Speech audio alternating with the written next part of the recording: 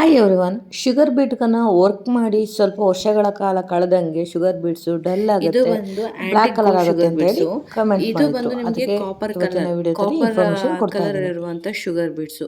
ಇದು 2 mm 3 mm ಬೀಡ್ಸ್ಗಳಾಗಿರುತ್ತೆ. ನೀವು ನೋಡ್ಬೋದು, ಡಿಫ್ರೆನ್ಸ್ ನೋಡ್ಬೋದು ಯಾವ ರೀತಿ ಕಾಣುತ್ತೆ ಅಂತ ಹೇಳ್ಬಿಟ್ಟು. ಇದು ಕಾಪರ್ ಬಂದು, ಇದು ಆಂಟಿಕ್ ಗೋಲ್ಡ್ ಇರುವಂಥ ಶುಗರ್ ಬೀಡ್ಸು. ನೋಡಿ, ಈ ಶುಗರ್ ಕ್ವಾಲಿಟಿನ ನೋಡಿ ತೊಗೊಬೇಕಾಗುತ್ತೆ. ಶುಗರ್ ಬೀಡ್ಸನ್ನು ತೊಗೊಬೇಕಾದ್ರೆ ಒಳ್ಳೆ ಬ್ರ್ಯಾಂಡ್ ಇರುವಂಥ ಶುಗರ್ ಬೀಡ್ಸನ್ನು ತೊಗೊಬೇಕಾಗುತ್ತೆ. ನಾನು ನಿಮಗೆ ಯಾವ ಬ್ರ್ಯಾಂಡಿನ ಶುಗರ್ ಬೀಡ್ಸನ್ನ ತೊಗೊಂಡು ನೀವು ವರ್ಕನ್ನು ಮಾಡಬೇಕಂತ ಹೇಳಿ ಹೇಳ್ತೀನಿ. ವರ್ಕ್ ಮಾಡಿ ಶೈನಿಂಗ್ ಹಾಳಾಗೋದಿಲ್ಲ, ತುಂಬ ವರ್ಷಗಳು ಕೂಡ ಬಾಳಿಕೆ ಬರುತ್ತೆ. ಡಿಫ್ರೆನ್ಸ್ ನೀವೇ ನೋಡಿ. ಈ ಕಂಪ್ನಿಯ ಶುಗರ್ ಬೀಡ್ಸ್ಗಳನ್ನ ನೀವು ಯೂಸ್ ಮಾಡಿದ್ರೆ ಬೀಡ್ಸ್ಗಳು ಕೂಡ ಡಲ್ ಆಗೋದಿಲ್ಲ, ಬ್ಲ್ಯಾಕ್ ಆಗೋದಿಲ್ಲ. ಶುಗರ್ ಬೀಡನ್ನು ಎರಡೆರಡೇ ಸ್ಟಿಚ್ ಮಾಡಬೇಕಾ, 4 ಸ್ಟಿಚ್ ಮಾಡಿದ್ರು ಆಗುತ್ತಾ ಅಂತ ಹೇಳಿ ಕಮೆಂಟ್ ಮಾಡಿದ್ರಿ. ಅದ್ರ ಬಗ್ಗೆ ಮುಂದಿನ ವಿಡಿಯೋದಲ್ಲಿ ತಿಳಿಸ್ಕೊಡ್ತೀನಿ. ಮಾರ್ಕಿಂಗ್ ಬಗ್ಗೆ ವಿಡಿಯೋನ ಕೇಳ್ತಾ ಇದ್ರೆ, ವಿಡಿಯೋ ಆಲ್ರೆಡಿ ಯೂಟ್ಯೂಬಲ್ಲಿ ಅಪ್ಲೋಡ್ ಆಗಿದೆ, ಪ್ಲೀಸ್ ಹೋಗಿ ಚೆಕ್ ಮಾಡಿ.